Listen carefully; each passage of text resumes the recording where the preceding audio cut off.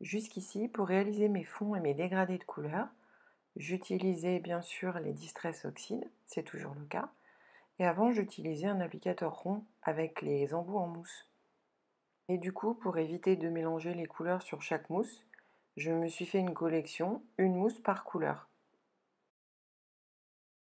Tour de vidéos sur Instagram et sur YouTube, j'ai vu que certaines scrapeuses utilisaient des pinceaux à maquillage nouvelle génération. Donc ce qui m'a convaincu, c'est qu'ils étalent la matière de façon plus uniforme que l'applicateur rond avec la mousse. Voilà comment ça se présente. Je les ai trouvés sur Amazon. Honnêtement, j'en avais trouvé sur une boutique de scrap américaine, mais les prix étaient vraiment prohibitifs. Alors que là, pour une dizaine d'euros, j'ai eu un lot de 8. Au départ, j'ai utilisé que les deux plus grands. Alors vous allez voir, hein, c'est vraiment, on dirait une version différente d'une brosse à dents. Les poils sont vraiment très fins, très doux et c'est extrêmement dense.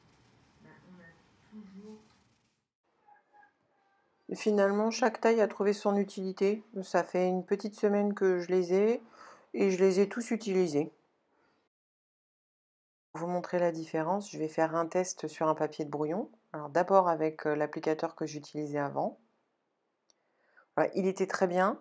J'arrivais à faire des jolis dégradés, mais par contre j'étais obligée de m'y reprendre à plusieurs fois. Parfois de mélanger des couleurs parce que bah, ça faisait quand même quelques traces rondes. Bon après si on n'est pas perfectionniste comme moi, ça peut suffire largement. Donc là, voilà ce que ça donne. Alors c'est toujours un beau dégradé, mais on voit quand même certaines traces. Alors, je sais que certaines qui ont essayé avec ces applicateurs-là ont été déçues du résultat parce qu'on voyait quand même des traces de rond. Ça faisait pas quelque chose de fondu comme elles l'avaient espéré. Avec cette brosse-là, déjà, c'est plus rapide. Alors, je vais le faire sur l'autre partie de la feuille pour vous montrer. Voilà, ça se fait en quelques instants et ça étale vraiment la couleur de façon très uniforme. Voilà, quand on compare les deux, on voit tout de suite la différence. Donc il y a un dégradé qui est beaucoup plus diffus que l'autre. Maintenant, voyons ce que ça donne sur un cardstock lisse.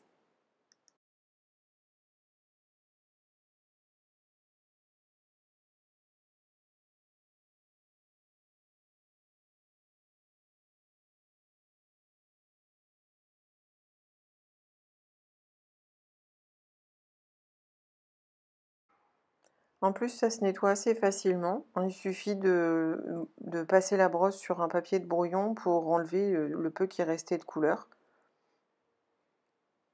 On peut le faire aussi sur un papier sopalin, enfin ce que vous avez sous la main.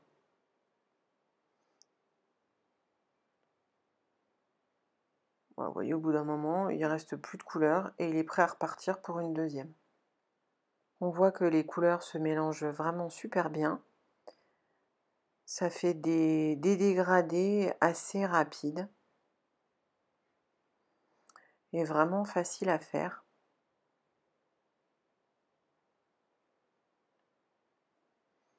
Voilà, ça réétale la couleur dès qu'on repasse dessus. Enfin, c'est vraiment un bonheur à utiliser. Une utilisation également très intéressante de ces brosses, c'est d'utiliser avec les pochoirs. Parce que là, du coup, on remplit bien tout le pochoir. Alors qu'avec les mousses, bah, parfois, il fallait repasser plusieurs fois. Là, on peut faire des dégradés. Enfin, c'est toujours pareil, hein, c'est assez facile à utiliser. Et le résultat est top du premier coup.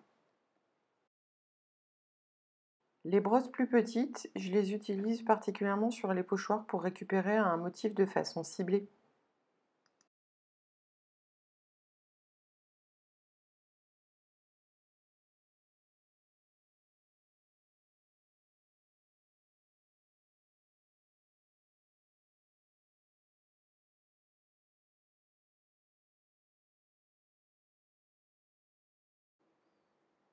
Une autre utilisation des petites brosses que j'ai trouvées, c'est aussi quand on fait des toutes petites découpes dans du blanc et qu'on veut les colorer.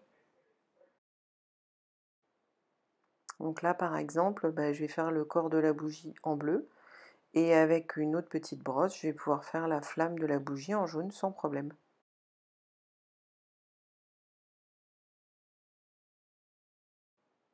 Un dernier exemple avec cette découpe de bonbons où j'ai mélangé le bleu et le jaune pour obtenir un dégradé de vert.